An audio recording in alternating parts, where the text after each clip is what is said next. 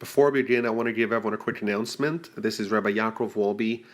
This week, Parshas Eikev, I'm going to be out of town, and I will not be uploading an original podcast for this parsha. However, I do have a class that I gave last year on Parshas Eikev, on this parsha, and I'm going to be uploading it instead.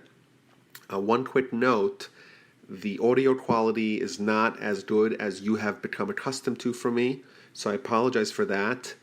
And please forgive me for that. Regardless, next week I look forward to having an original podcast for Parshas Re'eh for next week's Parsha. Enjoy. Parshas Eikev. The word Eikev means heel, like the thing that's on the bottom of your foot. In fact, it's part of my name, Yaakov. And Jacob is named after Eikev. As we know, it says when Jacob was born, he had seized the heel of his brother. But Eikev also means on the heels of. And essentially this parsha dovetails really nicely from the previous two parshas, where it's about 35 days before Moshe is going to pass away. And they're about to go into the land of Israel. Moshe, unfortunately, is not going to accompany them. He knows that. They know it. And therefore, he gets up and delivers this speech and this monologue and this preparation for them before they go into the land of Israel. And over the course of Deuteronomy, we have 54 times where it's Moshe warns the people to guard the Torah and to do the Torah. Just an enormous amount of repetition, not necessarily word for word, but in ideas. And obviously the reason why it has to be said so loudly and so often is because it's so important. We're going to read in this week's parsha. There's so many crucial elements of observance as a Jewish nation and retaining our status as a Jewish nation, because you go into the land of Israel and then suddenly what's going to happen? All these artificial protections are going to fall away. Right now they're in this little bubble. They're in a bubble called the wilderness. It's a bubble because it's actually literally a bubble. They're completely surrounded by clouds of glory and by fire, and they have miraculous food and miraculous drink, and they have Moses who has a direct communication with God. This is not a natural state of a nation. This is a supernatural state of the nation. And this is not forever. And therefore, when this is all removed, when you take them out of the bubble, when you expose the people to the real world, quote unquote, well, then every danger of the world is liable to happen. And therefore, Moshe tells them and warns them again and again, and primarily, or for the most part, mostly about idolatry, but about everything else. This is the real world. You're in the minor leagues now. You're about to head into the major leagues and face 90-mile-an-hour fastballs. You got to be very careful. Be ready for what's going to happen. Of course, we also see a lot of predictions about what's going to be the Jewish people once they, in future times. But I would suggest, if we have the time and patience, to just read it, because I kind of felt when I was reading it that there's, of course, a lot of nuance, a lot of subtleties, and a lot of depth behind every sentence and every verse. But also, if you just read it at face value, it's the most remarkable Musar lecture you'll ever expose yourself to. So it's remarkable. And you just start from the beginning. Just read. And he tells them about what happened in the past and what's going to be in the future and what to worry from and what are the dangers that you're exposed to, etc., etc. It's very fascinating. I want to point out a few things before we get into the main discussion. A few things that I highlighted from the parsha that I wanted to mention. Some very famous verses that we are familiar with. For example, in chapter 8, verse 3, that Moshe kind of tells him something very interesting. He tells him that on bread alone man cannot live. Rather, man needs the word of God. So what he's telling them essentially is that, we know that we need nourishment, we need sustenance. And if you withhold sustenance from man, the man's going to die. You know why? Because the machine only works if it has certain sustenance and food and drink and whatever. But he says that's not bread alone. You need the Word of God. What this is telling us, I think, is that man is more than a physical entity. And indeed, from the physical reality, all you need is bread and water. You're good to go. Bread, water, shelter, you're fine. However, that's not who you are as a human. You don't need just bread alone. That's your body. Your body is fine with bread and water alone. What you need as a human comprised of a soul as well as a body is you need the Word of God.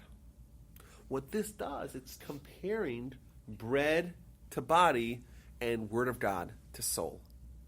Just like the body needs and demands sustenance, and if he does not have it, will wither and die, so too man's soul needs sustenance, and if the soul doesn't get it, it too will wither and die.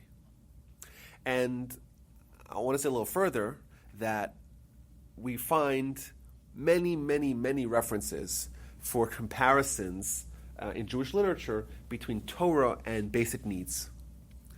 Famously, we find that Rabbi Akiva, the great Tana, he tells the Jewish, the Talmud says that Hadrian, the emperor who assumed emperorship in the year 117, and he had the famous Hadrianic persecutions, and he tells the Jews, you study Torah, we're going to execute you. You confer smicha, if you give someone rabbinic ordination, we're going to execute you. Not only that, whoever confers rabbinic ordination on someone else, the conferring rabbi, the recipient of the ordination, and the entire town in which ordination was conferred is going to be executed, slaughtered. That's the kind of reality that existed. You give a child circumcision, going to be executed. Pretty, obviously, stifling and marginalizing decrees. That's why we know there was the famous revolt of Bar Kokhba as a result of that. But Rabbi Akiva said, I'm going to teach Torah anyhow. And a fellow came up to Rabbi Akiva, you nuts, you teaching Torah? They're going to come execute you. And actually they did. But what did Rabbi Akiva respond to him? Rabbi Akiva told him, he says, yes, they may execute me. But if I don't have Torah, I'll die anyhow. And he compares it to the fish in the water. Right? The fish needs the water to survive. We need the Torah to survive. So that's another example. We have a verse that talks about Torah being like water. So it's oxygen, it's water, it's bread, it's life. It's life-giving sustenance.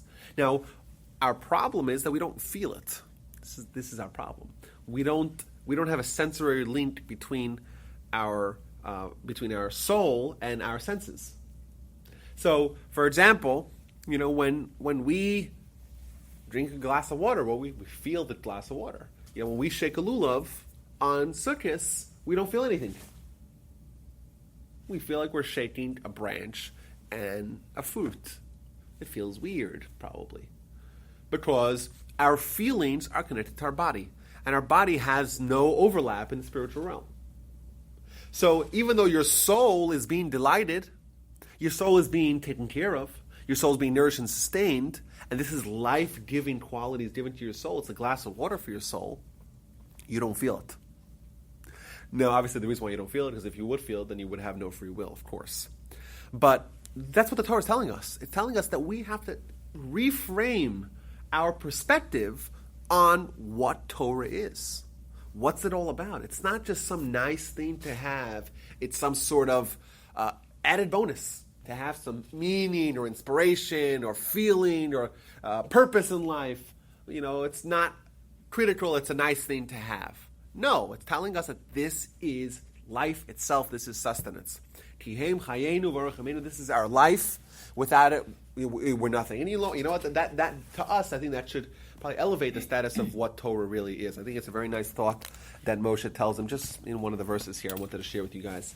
A little later on, we have a chapter 10, verse 12 and 13. We have a few puzzling statements. And I say puzzling because it seems to be oxymoronic. How so? The verse says as follows. Va'ata Yisrael, and now, O Israel, what does the Almighty God ask of you? Only to fear Him, to grow in His ways, to love God, and to worship God with all your heart and all your soul, and to do all the mitzvahs.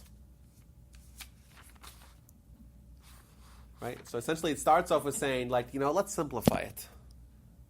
Just boil, what does the Almighty really want of you? And then it says, love God, fear God, or go in the way of God. Right? Love Him with all your heart, with all your soul, and do all the mitzvahs. That seems to be pretty exhaustive, no? It's like, you started off really nicely. Let's simplify this to you. What does the Almighty really want of you? Let's just slow it down. And it says, what He wants of you? Love God and fear God. Well, that really includes everything that is part of our relationship with God. Avinu Malkeinu, our Father, our King. Our relationship with Him is one of a child, of a loving Father, and one of them a subject of a terrifying ruler. That really encompasses everything with regards to our relationship with Him. And then our character, to go in the ways of God. Just like God is merciful, we be merciful. God's kind, we're kind. Right? Everything that is incorporated in God's qualities, which means every good quality, is something that we have to follow. Thus, it's saying we have to perfect our relationship with God. We have to perfect all our character and do every single mitzvah. It seems to be more than what you started off with. And that seems to have started off with, let's simplify. So it's one of the very, very, very famous verses in all of the Torah. And not only that, I'll tell you guys a cool little historical tidbit. So, Path the Just, Lutzato, he lived originally in Italy, then moved to Israel in the early 18th century, so 1707 to 1746. Died very young, 39 years old. He wrote the book of Musar. The not be all end all, but the authoritative text on Musar. It's called the Path of the Just. In it, he follows a Baraisa. Baraisa is a Mishnayit era teaching, brought down in the Talmud, that tells you how to become great. Not only that, how to revive dead people. You want to know how to revive dead people? Put the soul back in the body. You want to know how to do that? You got to follow a simple plan. And it says, you start with Torah. Torah brings to Zehirus, and then to Zerizus, and then to Nikias, and then to Precious, and the Kedusha, etc. The last thing is you can revive dead people. And we know if you study about the episodes of reviving dead people, it's happened. Elisha revived a dead person. We have lots of examples of that, of great people that were able to do that. They had that ability. They had nature subjected to them, not the other way around. Right? We say the Torah is the blueprint for creation. Anyone heard that line before? Torah as a blueprint for the world. Torah preceded the world. Istakel ba'araisa bara alma. God looked in the Torah and created the world. So if the Torah is the blueprint in the world, then the world is beholden to the Torah. Is that right? What came first? Torah. So if Torah has dominion over the world, then someone who has Torah, who incorporates Torah, who becomes indistinguishable from Torah, well, they too would have dominion over the world. Well, how do you do that? Simple. Just follow those steps. Not so simple. But it is essentially the path from being unremarkable, just a regular human, to being the most remarkable human around. Simple. That's what the book does. Now, in a earlier edition of the book, he wrote that he has used, he had two options when he was going to write the book. He was either going to use the verse in Parshas Eikev, or he was to use the Talmud in Avodah Zarah, like we mentioned, as the backbone of the book, which is one of the great mysteries of all of Jewish history. Is what would this book have looked like had he decided to actually use this verse? But essentially, this verse is incorporating everything that we could possibly need to become great. Thus, when it says, perhaps, so this is one interpretation, when it says, what does the Almighty demand of us, besides for X, Y, Z, and then more, what it's telling us is, how do we become that great, right, that we have it all? We have this world, we have next world, we have Torah, we have nature being dependent, subjugated to us, which is pretty remarkable. So I think that there's one way to interpret this in the more exhaustive, broad sense. I think, additionally, another way to perhaps understand this verse is like this, a little bit of a different twist on it. What does the Almighty demand of us?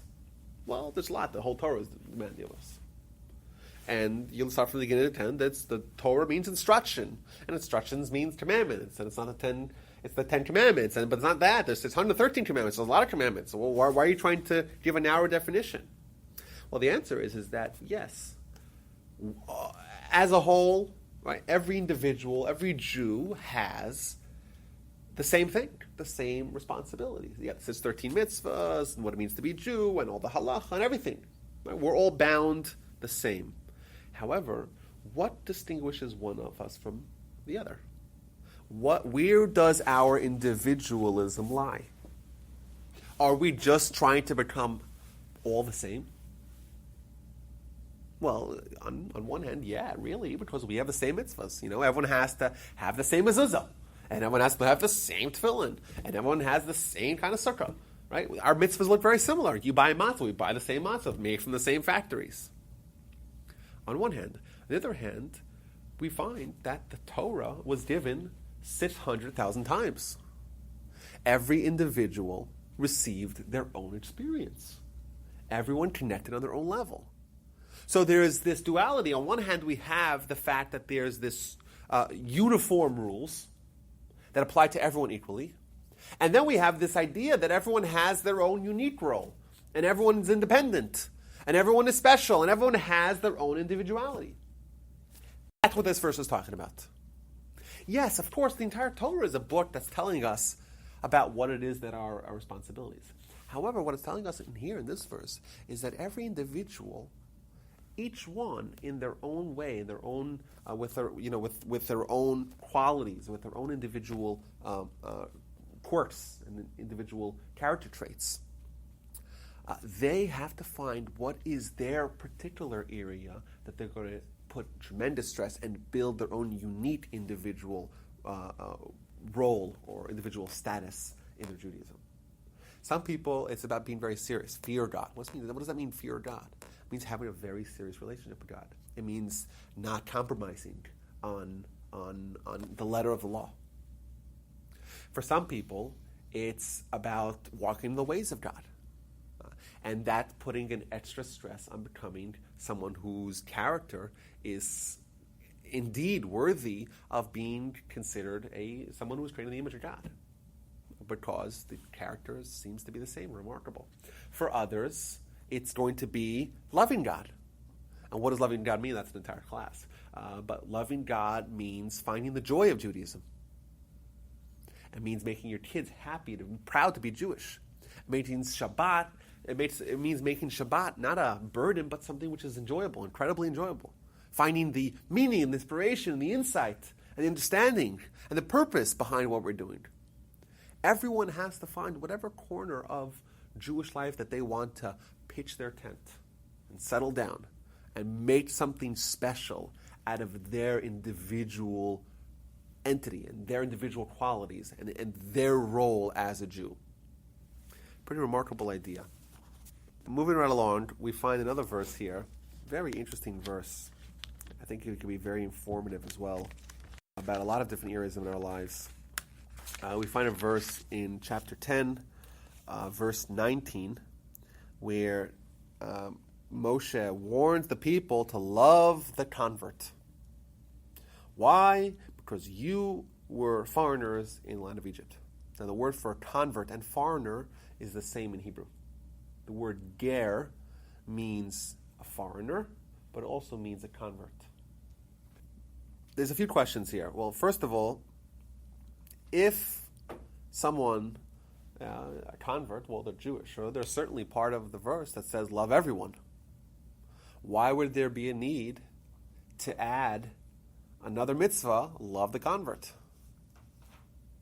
It seems like once you have a mitzvah to love everyone, well, who's included in everyone? Everyone. And the convert as well. Even a Muslim? Well, a convert for sure. It's not so clear if you have to love non-Jews. But if someone converts, then they convert. And they're Jewish like anyone else. They're no different. So why would there be another mitzvah to love the convert? You already have a mitzvah to love a convert. On one hand. On the other hand, it adds another reason. Why? Because you were foreigners in the land of Egypt. So what does that have to do with anything? That's questions that I want to pose. I had an idea here. Tell me what you guys think about it. We find several times in the Torah, 3 times to be precise, that we have a mitzvah to love. We find famously in Leviticus 19, we have to love everyone as ourselves. V'ahavta l'reacha kamocha. We have to love everyone. But what if we don't like him? We still got to love him. What if we have a hard time with him? We still got to love him. What if they're business competitors? Still got to love them. What if they don't stop talking in shul? Still got to love them. On one hand. We have another mitzvah, loving God. V'ahavta Hashem Elokecha. It's a mitzvah to love God. And here, thirdly, we see a mitzvah to love the convert. And it seems to be problematic. It seems that, love is an emotion, and you either have it or you don't have it, and it's not replicable. It's not like, the Torah can say, eat matzah. Okay, you make matzah, you eat it. No problem. The Torah could say, any action that the Torah demands of us, it makes a lot of sense. There's an action, do it, and you're good to go. Here it says, don't do something, it says, feel something. Feel love towards your fellow. Feel love towards God. Feel love towards the convert. What's the deal? How am I supposed... What action ought I do to feel love towards someone? Well, what if I don't feel love to them? Is that a good question? Maybe it means... This is... people have tried to answer this by saying, well, maybe when it says love your fellow as yourself, it doesn't mean to actually have the emotion. It means to act in the loving way. Problem is that's not what it says. And we have other mitzvahs to talk about kindness. So I was thinking maybe what this verse is telling us is an incredible insight. And that is a replicable, repeatable formula to love someone. You see a convert. You see an outsider. You see a foreigner. You see someone new. And what happens when someone feels like a pariah, feels like an outcast, feels out of place? Right? They have this unsettling feeling. Right? They don't feel like they're supposed to be there. And the Torah tells us you should love that man. Love that person. Why? Because you yourself were once like that. Because you were foreigners in the land of Egypt.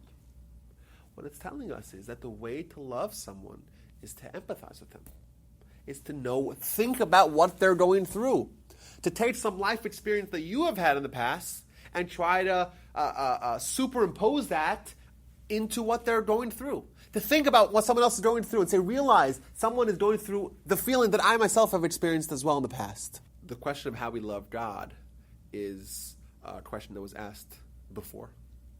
And it was asked, Maimonides writes about it in the book of mitzvahs, Sefer HaMitzvahs. Maimonides wrote a compendium of all 613 mitzvahs. He wrote it in Arabic, but with Hebrew letters, very interestingly. One of the great works of Maimonides. I'm sorry? Is that guide? No. Maimonides had the 3 major works of Maimonides are Guide to the Perplexed, Commentary of the Mishnah, and Mishnah Torah, or otherwise known as Yad HaZakra. Yad HaZakra is 14 books that encompass everything of Judaism. It's maybe the most remarkable, well, not maybe, certainly the most remarkable Jewish book since the Talmud, which essentially is a synthesis of the Talmud. It's remarkable. The scope is unbelievable. But he also wrote an additional book. He wrote many books, but another one he wrote was a book called Sefer Mitzvahs, the Book of Mitzvahs, wherein he delineates all 613 mitzvahs. Now, how do we know there's 613 mitzvahs? We know because the Talmud says there's 613 mitzvahs. What are the 613 mitzvahs? What is a general mitzvah and what is maybe a subcategory of another mitzvah? That it's not clear. It doesn't say it anywhere. There's no source in Talmudic, Mishnaic, Midrashic literature that says what it is. Maimonides goes ahead and says, you know what, I'll write the book. And he writes 613, 248 positive, and 365. And not only that, he orders them in order of importance. So he says, we'll give you the first most important mitzvah first, and then progressively, always in order of importance. There are other commentators that wrote it in order of how it appears in the Torah. So we'll start off from thou shalt be fruitful and multiply. And then it goes into the mitzvah of bris milah, of circumcision. It goes to the mitzvah of not eating the gidanash, the sciatica. Those are the 3 mitzvahs in Genesis, and moves on to Exodus, etc. And Deuteronomy has many mitzvahs as well. Primarily in the Parshas Eikev, that has the most mitzvahs of any one single parsha in the Torah. Eikev, we'll read in a few weeks. Now, Maimonides in mitzvah 3, right, mitzvah number 1 is have faith in God. Mitzvah number 2 is God is one. Believe God is one. Mitzvah number 3 is love God. And he asks her a question. How do you love God? And in fact, not only does he ask the question, previously the Sifri is one of the Mishnaic and Talmudic era writings, right? Sifri Mechilot Torah's Kohanim, all the great writings that were at that time, and they asked that question as well. Keitzad Ovo, how do you love God? And the formula detailed is, I kind of hinted towards it when we spoke about it. It's finding meaning, it's finding joy, it's finding pleasure in life in Judaism. How it's actually done is a pretty fascinating formula that Maimonides delineates, wherein he says that there's 4 steps.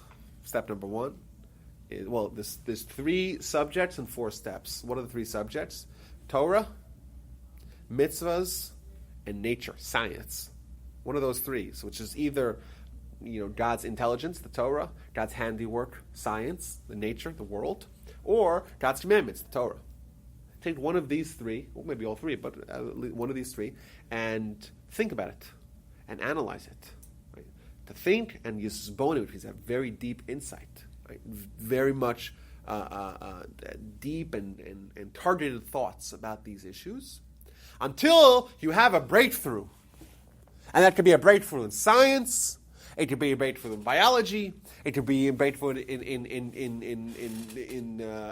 genomes, it could be a breakthrough in any area of the sciences, or any area of Torah, or any area of mitzvahs. Have some insight.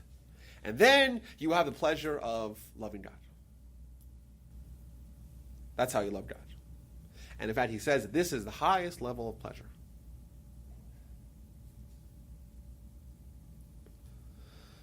And it's essentially, from other writings of Maimonides, we find that it is a crossover pleasure.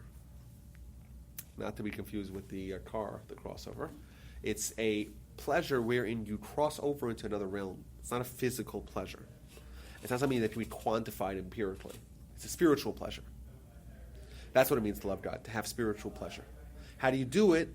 You got to work hard. As we know that the greater the pleasure, the harder it is to achieve. So if it's the greatest pleasure, well, then it's the hardest to achieve. But we have a formula. I would assume that, of course, it's within a framework. If someone could have that same pleasure but not attribute it to God, that would not be love for God. It might well be the same pleasure, I would assume, but I wouldn't say it's the same pleasure. I would say it's more like a very similar pleasure, but it's in this context we're talking about when you associate that, when you attribute that to God's incredible vastness, and that is where you have some sort of insight into God, because we don't have any insight because He's beyond our capacity. But when we have this crossover, we kind of move into a different realm. That's what it means to love God. But either way, we find a very nice formula how to love individuals. Love the convert. Well, how do you love the convert? What do I don't know who he is. I'm supposed to love him. Well, okay, fine. Every individual you encounter, find some commonality that you have. Find some place to empathize with them. Think about what they're going through, and then you love them. The last thing I wanted to talk about here is the Shema. And we see that we know the Shema is the Pledge of Allegiance of the Jewish people. It's what we say in the morning, we say at night, we say as we go to bed.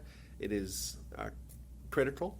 And we find section number 2, or paragraph number 2 in the Shema is over here in chapter 11, verse 13. I'm sure we're all familiar with it. It's the second part of the Shema. And wherein we talk about reward and punishment. And reward and punishment is something that we don't necessarily realize off the bat as how central it is. Because for us, reward and punishment is a nice bonus.